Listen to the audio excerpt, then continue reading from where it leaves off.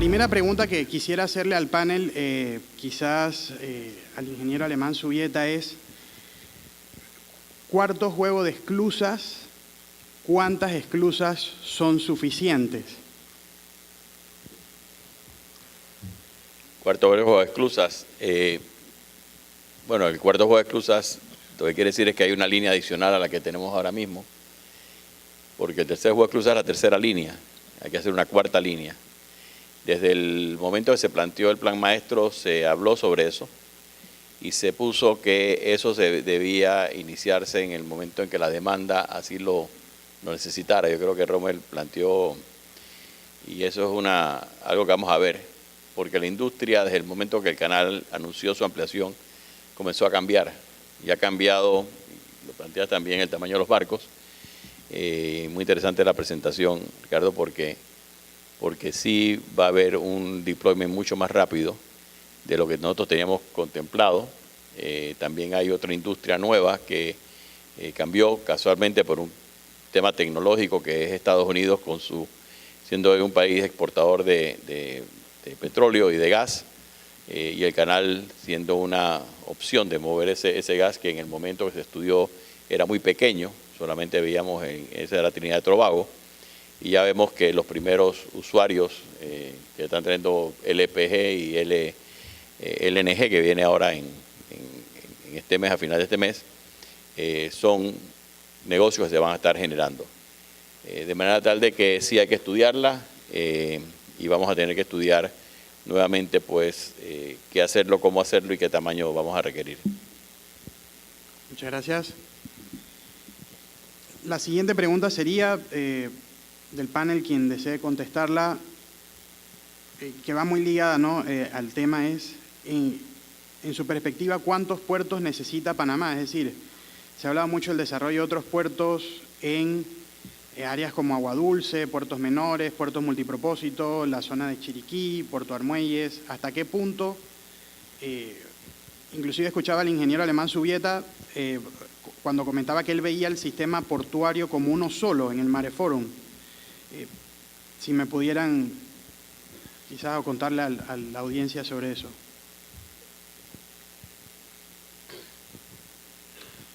Yo creo que aquí se ha hablado sobre el rol o el papel de un puerto, y hay que comprender que el puerto es la forma de entrar y salir de comercio exterior de un país en su forma tradicional.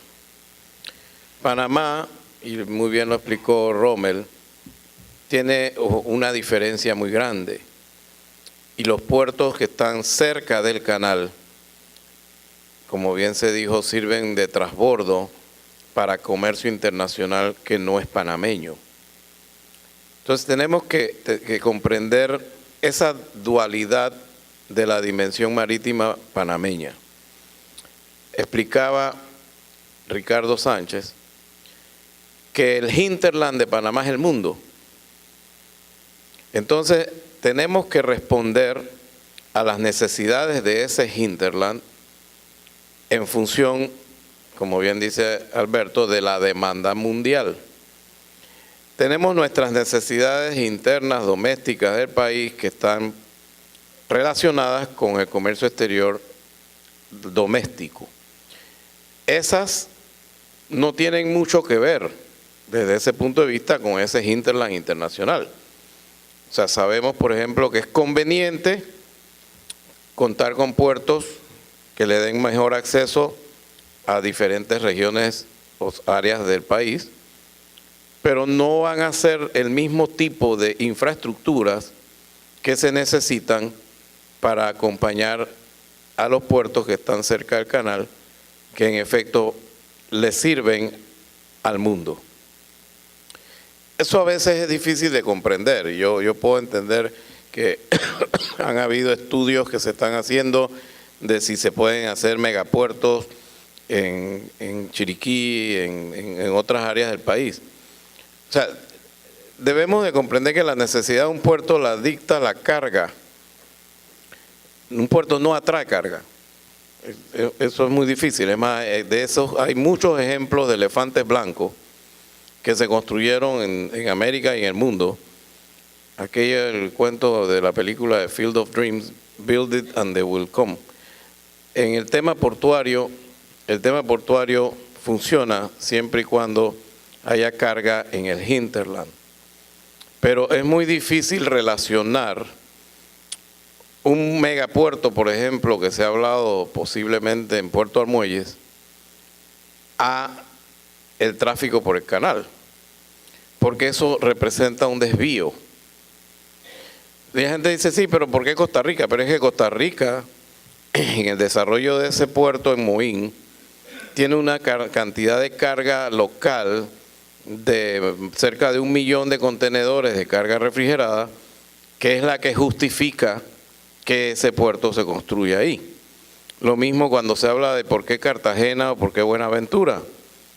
Y es que Colombia es un país que tiene un comercio exterior muy importante, más de 50 millones de habitantes, y cuando vamos a ver, esos puertos atienden en su gran mayoría carga doméstica.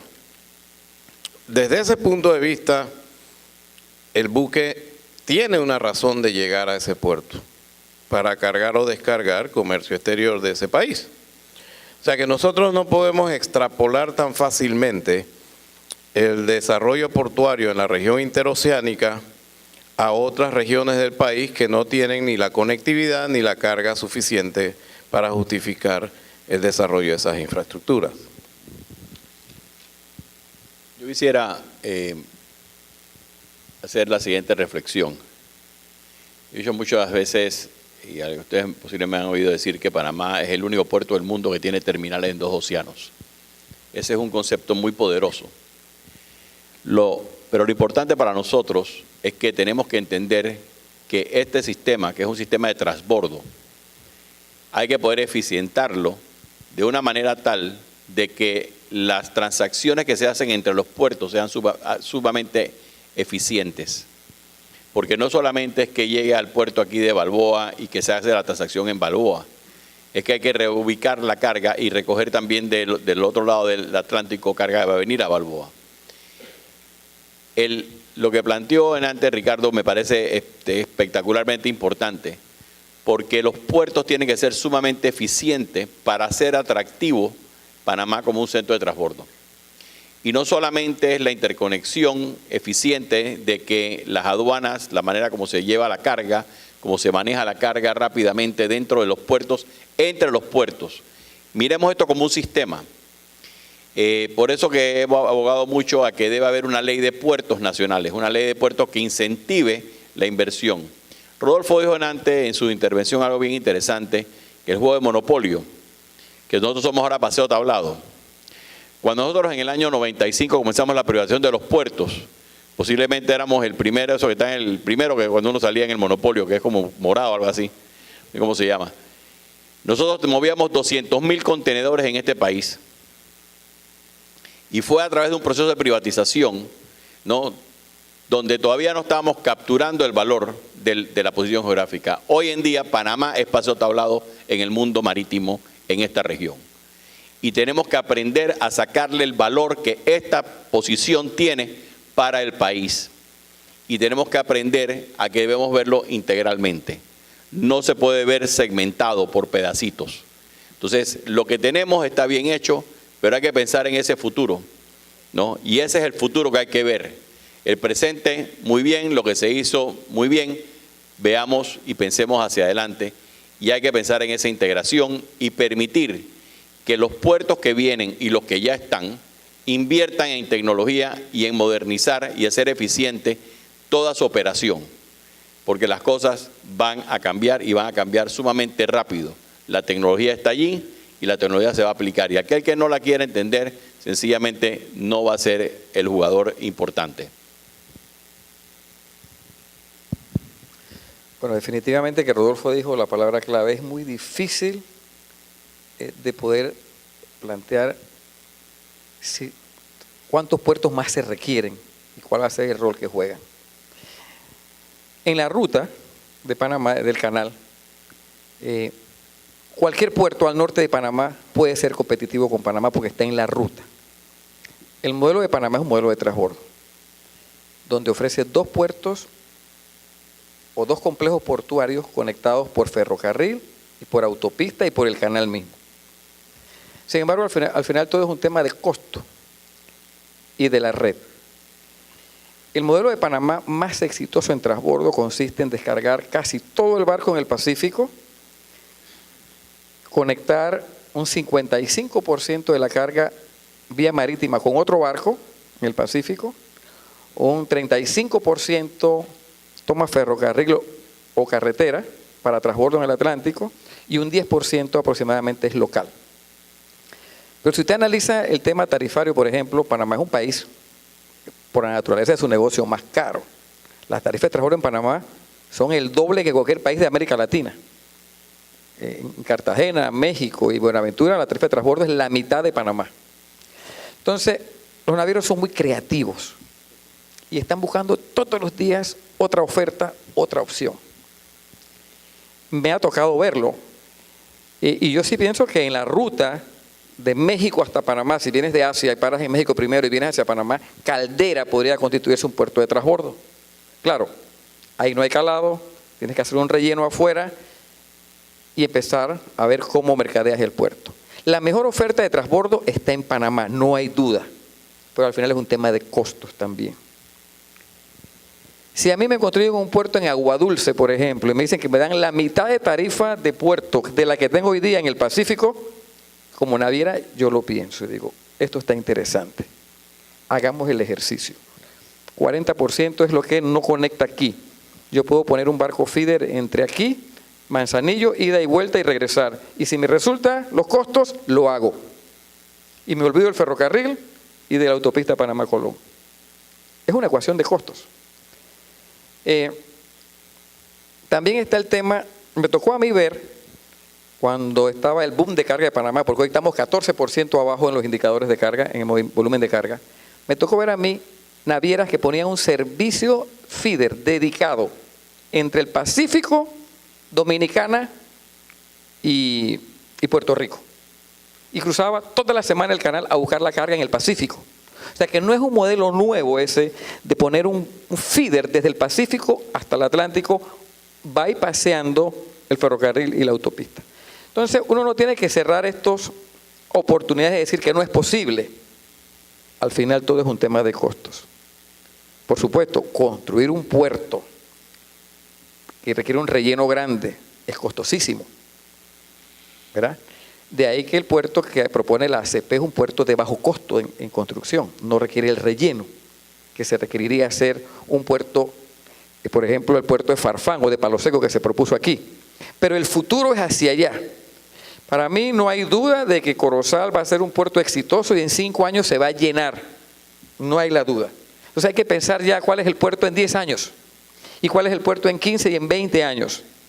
Y no dormirnos en los laureles, porque para mí un puerto fuera del área interoceánica no es para nada descabellado, siempre y cuando la oferta portuaria, siempre y cuando se den las condiciones de mercado y la naviera diga, ¿sabes que yo tengo un barco parado o 5 barcos pequeños que puedo ponerlo de feeder, ya los pagué, no me cuestan nada y los pongo a hacer un shuttle o un itinerario fijo entre, digamos, Veracruz o Aguadulce, perdón, o Bacamonte o Aguadulce, por el canal hasta el Atlántico. Y es una opción más, porque Panamá es un país de opciones. Tú puedes alimentar todo el Caribe vía otro barco, vía ferrocarril barco y vía carretera barco. Más todavía por eso lo que plantea Rommel es que creo que es importante que pensemos en el sistema y que Panamá tenga la capacidad de tener gente que analice y mire el sistema como sistema. Porque el tema de costos, que yo estoy totalmente de acuerdo contigo en el planteamiento de los costos, es que Panamá tiene que ser eficiente en costos, tiene que ser eficiente en tiempos y tiene que ser eficiente en poder utilizar todo su sistema y el crecimiento está allí, ¿no? Es más, si uno quiere coger el modelo de Singapur, a Singapur le quitaron el 30% del negocio cuando hicieron Tanjung Pelapas y lo que entendió Singapur era que tenía que ser el puerto más eficiente de la región. Y hoy en día es el puerto, si no el más grande del mundo, en transbordo el más grande del mundo, en transshipment, pero y compite con el puerto de Shanghai en que si uno tiene 30 o 31 millones de contenedores, que es lo que mueven al año, siendo Shanghái la entrada o salida de China. Bueno, solo una reflexión, comparto lo que se ha dicho. La experiencia en otros países del mundo es interesante, pienso también, y comparto la idea del sistema portuario. Y Panamá tiene un sistema portuario principalmente centrado en lo más importante, el canal, el transbordo, etc. Ahora, eso no quiere decir que el sistema portuario no tenga también puntos menores, puertos menores. Y por lo tanto, me parece que el error sería solo pensar en el gigantismo, es decir, que solamente los puertos que necesitamos son los puertos que van a atender al gran transbordo, al gran comercio. Claramente para el desarrollo del país también es posible que se necesiten unos puertos más pequeños, con otros fines, con otra especialización, y no estar ocupando espacio en los puertos importantes, digamos, para otros tráficos, ¿no? Entonces, creo que, no sé si mi respuesta es posible decir, usted necesita 1, 2, 5 o 50 puertos, sino que lo que necesita es pensar un sistema portuario equilibrado a donde habrá puertos especializados de acuerdo a los tráficos.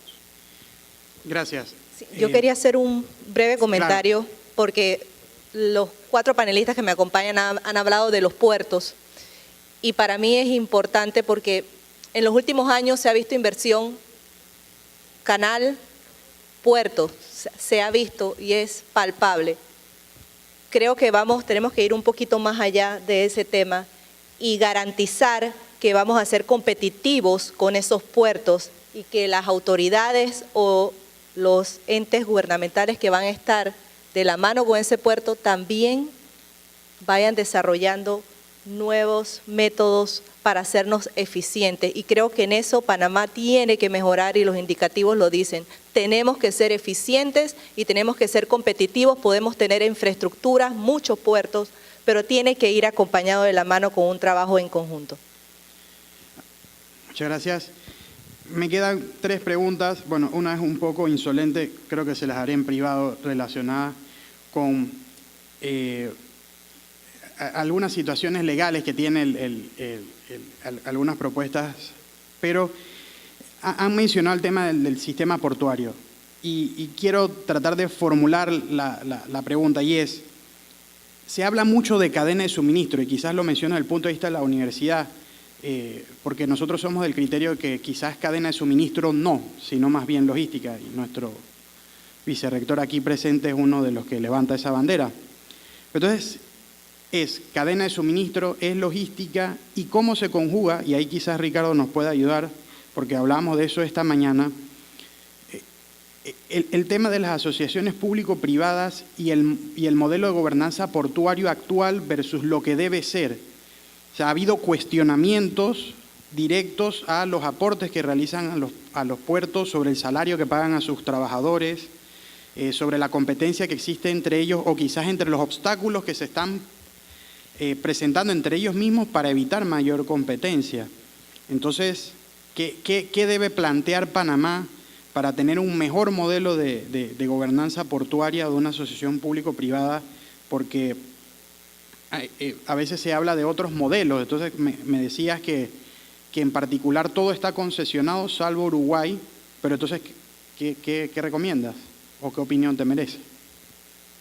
Yo creo que las asociaciones público-privadas han sido una herramienta muy útil hasta ahora, desde, me imagino yo, si ustedes tenían 200.000 contenedores por año, a tener varios millones, mucho de eso es que hay una convergencia entre el sector público y el sector privado. Ese modelo ha funcionado en el resto de América Latina de una manera más o menos similar.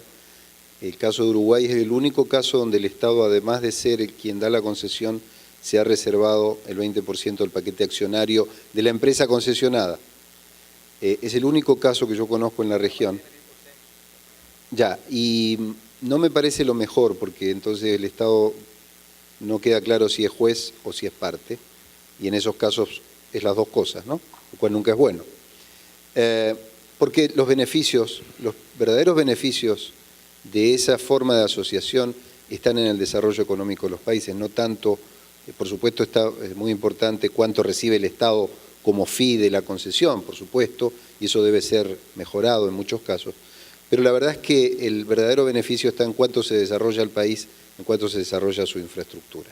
Ahora, si nosotros pensamos que América Latina en general está invirtiendo apenas la mitad de lo que necesita estar invirtiendo en infraestructura, sea transporte como energía, como otra serie de infraestructura, apenas la mitad, ¿sí? Y de esa mitad, o sea, menos del 40% es inversión privada, el resto de inversión pública. Lo que estamos viendo es que para sostener el ritmo de desarrollo no nos alcanza la inversión pública actual, ni nos alcanza la inversión privada actual. Pero el régimen de asociación público-privada ha logrado llegar hasta acá. Esto es lo que ha logrado hacer. Entonces, lo que estamos pensando es que el régimen de asociación público-privada es muy útil, es una herramienta muy valiosa, pero tal como es concebida hoy, es insuficiente. Entonces, tenemos que avanzar hacia una estructura en la cual la asociación público-privada pueda asegurar un flujo de inversiones mucho mayor que el actual, y para eso se requiere un tipo de gobernanza distinto al actual. Es decir, hoy tenemos asociaciones público-privadas en América Latina que no parecen asociaciones. Asociación a donde no hay espíritu societatis, ¿sí? No es una asociación. Entonces vemos que hay un sector público que da unos contratos, un sector privado que toma esos contratos y después entre ellos tratan de ver cómo uno lastima al otro. Eso no es asociación. Tenemos que cambiar ese espíritu de asociación y eso significa dar más garantías para el sector privado, significa dar mejores ingresos para el sector público, significa realmente tomarse de la mano para crecer en un desafío como es el de la infraestructura, que hoy no lo puede solucionar el sector privado ni lo puede solucionar el sector público. Es un desafío de la más alta, por eso en mis desafíos de futuro lo ponía como el gran desafío del final, ¿no? El resumen. Mejor gobernanza portuaria y eso requiere mejores instituciones. Yo, en ese sentido, hablaba en mi presentación de la necesidad de reglamentar la asociación público-privada para lograr un poco mejor esa win-win, esa distribución de beneficios. El caso panameño es un caso quizás diferente al resto de Latinoamérica. Y lo hemos visto en el sentido de que hablamos de que el hinterland de Panamá es el mundo. Yo por eso hice énfasis en explicar lo que es nuestra principal ventaja competitiva. Nuestra ventaja competitiva sí es posición geográfica más infraestructura, que es lo que genera conectividad. ¿Qué ocurre? A diferencia de los demás países en donde la logística es una herramienta estratégica para el comercio exterior del país, en donde en efecto el Estado puede llamar a una licitación de concesionar el puerto, que es un servicio público. En el caso nuestro, el puerto es un negocio, como lo fue el canal. O sea, visualicemos ahora si las reglas que se están aplicando en la asociación público-privada, los panameños, en vez de haber adoptado el modelo del canal, cuando decidimos que el canal fuera estatal, hubiéramos hecho una asociación público-privada y lo hubiéramos dado en concesión. O sea, en efecto, el objeto del negocio del canal es internacional y le genera réditos al Estado. Nosotros decidimos mantener eso totalmente bajo control del gobierno o del Estado. En el caso de los puertos decidimos concesionarlos, hacía falta capacidad financiera, hacía falta conocimiento, hacía falta operadores globales que trajeran el know-how, que trajeran la cultura organizacional, la comercialización. Eso fue hace 20 años. Entonces, a lo que me refiero yo quizás con el tema de la asociación público-privada, es que países como Singapur, ellos no han concesionado los puertos. En Singapur todo es del Estado. Es más, Singapur Inc. lo llaman. Y desde ese punto de vista, todo lo que ha salido después de exportación de servicios portuarios sigue siendo controlado totalmente por el Estado. Yo creo que el concepto de Panamá como centro de transbordo, en donde bien acaban de explicar, 90% es carga de transbordo, yo creo que es más, porque nuestro comercio exterior es realmente mucho más pequeño. Tenemos que considerar que cuando nosotros hacemos una concesión, lo que estamos es concesionando nuestra posición geográfica.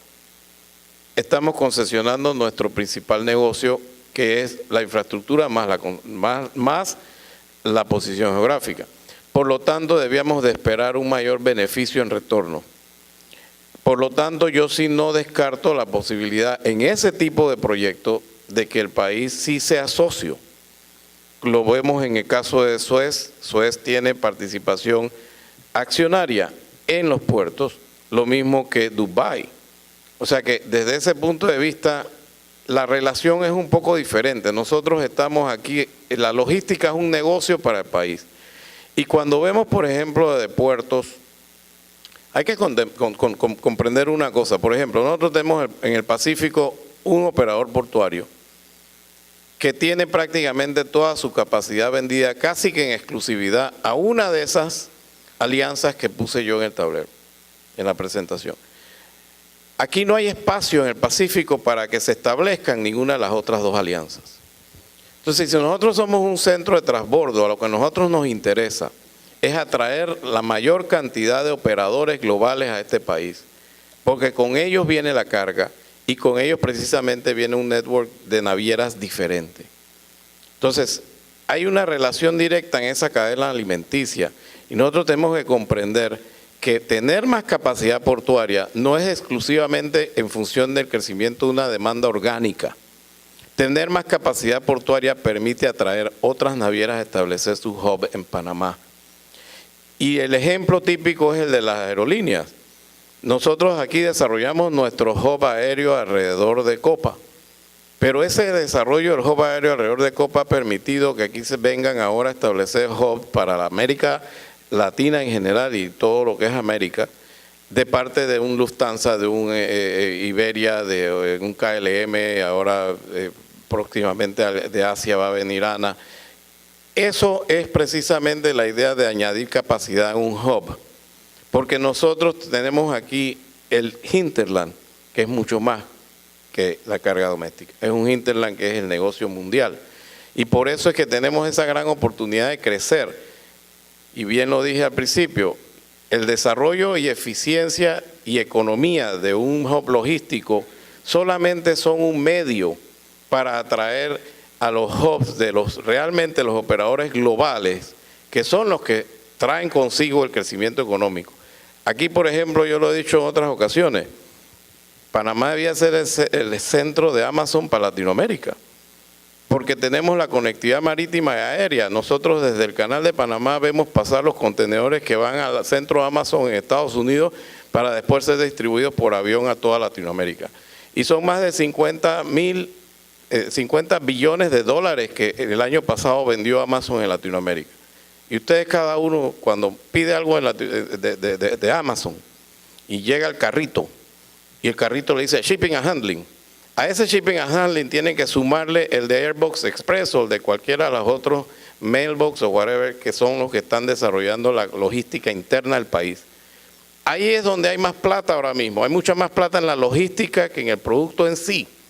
Y eso es lo que nosotros yo creo que perdemos de vista, el adecuar nuestros clústeres logísticos a la realidad nueva de comercio internacional y que a la vez lo que más nos debe interesar es poder atraer una buena logística eficiente en este país a los mejores operadores globales de tecnologías específicas que nos interesan.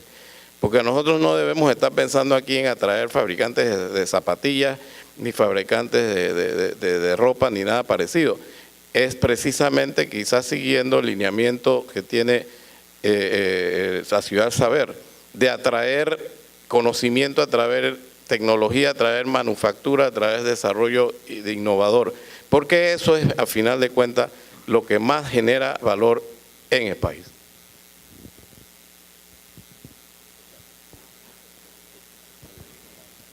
Bueno, yo sí quería plantear un tema ahí. Ya se me olvidó la pregunta. ¿Cuál es la pregunta? Te habló tanto Sabonge. que me desvió. Bueno, la alianza público-privada. Definitivamente que el Estado debería poder capitalizar mejor el tema de la posición geográfica, cómo recibir más ingresos de ella. Sin embargo, el negocio de transporte es un negocio de alto riesgo. Lo acaba de decir el ingeniero Alemán Subieta.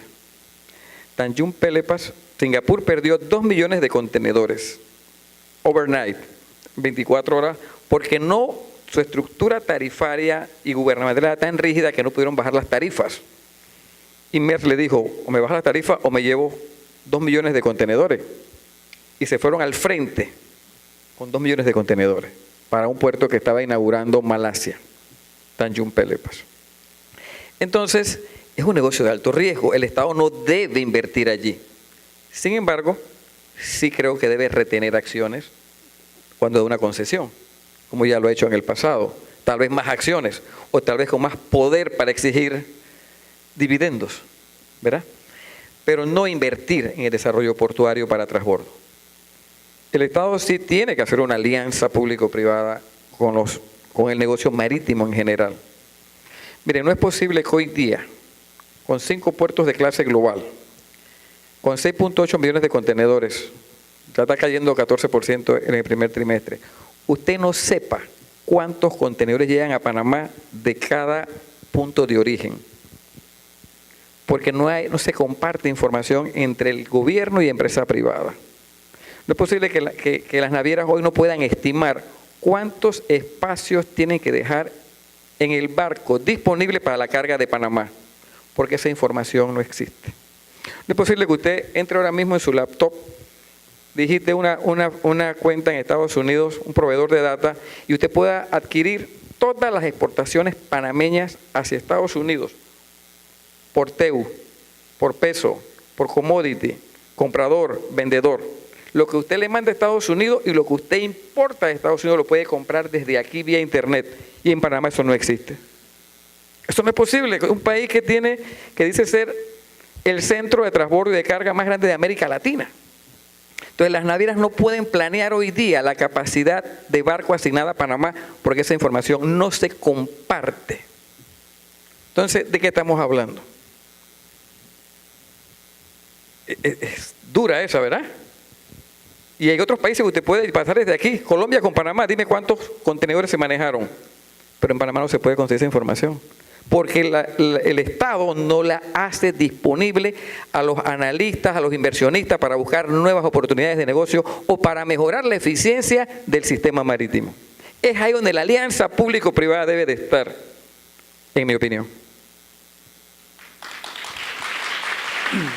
Muchas gracias.